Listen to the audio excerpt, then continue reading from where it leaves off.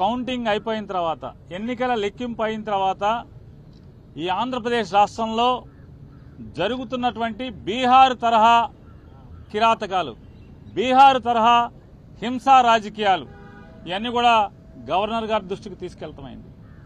ఎన్నికలు ఒక పక్క జరుగుతుంటే, ఎన్నికలు సంపూర్ణంగా పూర్తవకుండానే మధ్యాహ్నం నుంచి తెలుగుదేశం పార్టీ గూండాలు ఏ రకంగా ఇళ్లపై దాడులు చేయటం, ఇళ్లు తగలబెడతాం, ఇంట్లో ఫర్నిచర్ ధ్వంసం చేయటం, మనుషుల్ని కిరాతకంగా కొడతాం, ఇళ్లలోకి వెళ్లి ఆడవాళ్ళని హింసించటం, కార్లు ధ్వంసం చేయటం, కార్లు తగలబెడతాం, ఆస్తులు నాశనం చేయటం, భయభ్రాంతులకు గురి చేయటం.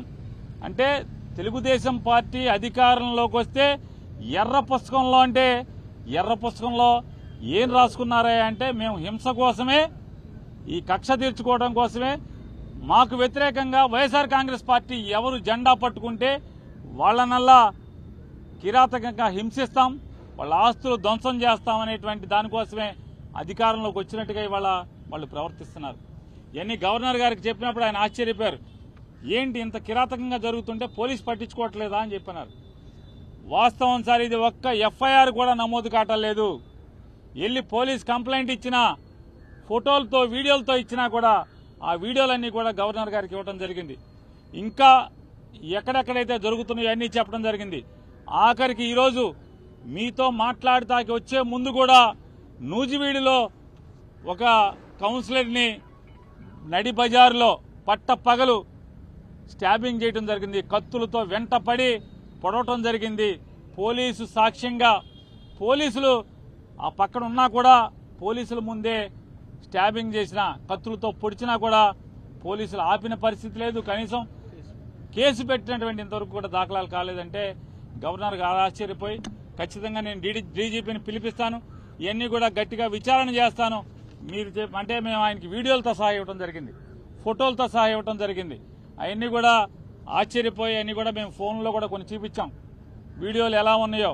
ఇంకా మా దగ్గర చాలా వీడియోలు ఉన్నాయండి అని చెప్తే అవన్నీ కూడా మా సెక్రటరీ గారికి పంపించండి, నేను చూస్తాను, వెంటనే యాక్షన్ తీసుకుంటాను. పోలీసుని గెలుపోవటంలు అనేవి సహజంగా ఉంటాయి, కానీ ఈ రకంగా కిరాతకం, ఈ రకంగా హింసా ప్రవృత్తి, ఈ రకంగా విధ్వంస ధోరణి అనేది చేస్తే ఇంకా ప్రభుత్వం ఎలా ఉన్నట్టా లేనట్టా, ఇది డెమోక్రసీ కదా అని చెప్పి ఆయన చెప్పడం జరిగింది. ఆయన కూడా సోదాహరణంగా వివరించాం. ఇంకా ఎక్కడెక్కడ సంఘటనలు జరుగుతున్నాయో, ఎక్కడెక్కడ అన్ని వీడియోల్ని, ఫోటోల్ని అన్ని ప్రతిదీ కూడా ఆయనకి పంపిస్తామని చెప్పాం. ఖచ్చితంగా పంపించండి, నేను యాక్షన్ తీసుకుంటాను, కంట్రోల్ చేస్తానని చెప్పని చెప్పారు. అలాగే ఆంధ్ర రాష్ట్ర ప్రజలకు కూడా తెలియజేస్తున్నాం, గవర్నర్ గారికి ఏది చెప్పామో మీకు కూడా అదే చేస్తున్నాం. ఇవాళ అంటే 4వ తారీఖు మధ్యాహ్నం నుంచి ఏ రకంగా తెలుగుదేశం పార్టీ హింస ప్రవృత్తితో చెలరేగిపోతుందో, హింసను ఏ రకంగా ఈ ఆంధ్ర రాష్ట్రం మీద ప్రజ్వలింపజేస్తున్నారో, అంటే వాళ్ళు గెలిచింది ఈ రకంగా ధ్వంసకాండ కోసమా, ఈ రకంగా హింసాకాండ కోసమా? ఇవాళ ప్రజలు ఓటేసిందా చంద్రబాబు నాయుడు గారికి, కూటమికి అని చెప్పని మేము మీ ద్వారా, ప్రజల ద్వారా ఇవాళ తెలుగుదేశం పార్టీని, కూటమి నాయకుల్ని హెచ్చరిస్తున్నాం.